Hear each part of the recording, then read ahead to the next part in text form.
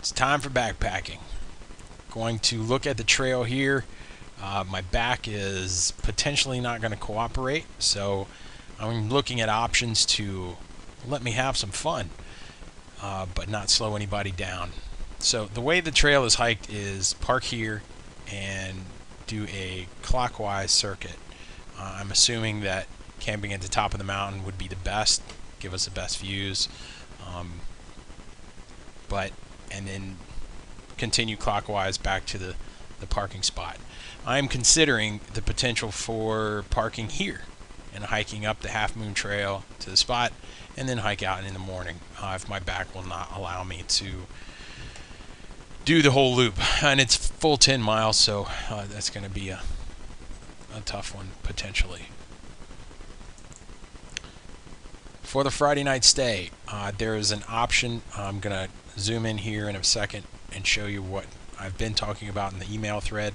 The other option is the campground at Hone Quarry. I've stayed here several times. It's very good campground, pit toilets. The downside is it is an hour and 22 minutes on Saturday morning to drive up. Still might not be a big deal to have a nice designated campsite. Kevin and I are going up early on Friday. The other option is I go up early on Friday with Kevin, but I don't do the backpacking with you if my back is really bad. But anyway, that's one option. Driving up 42 is actually quite a nice drive in the morning.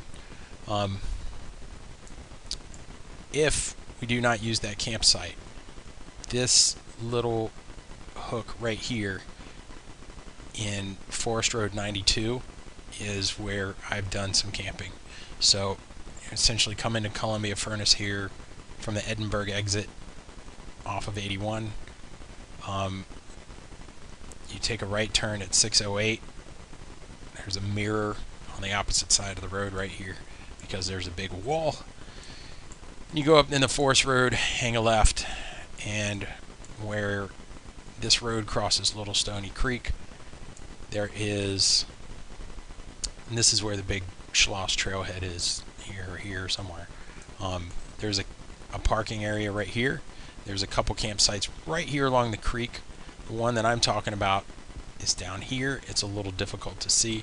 There's also a couple more a little further up Stony Creek on the trail that runs along the creek. That's sort of a George Washington National Forest backwoods spot. But getting out in the morning, much closer, you can see. You go out by the Wolf Gap area and run up here to the parking spot. Tally ho!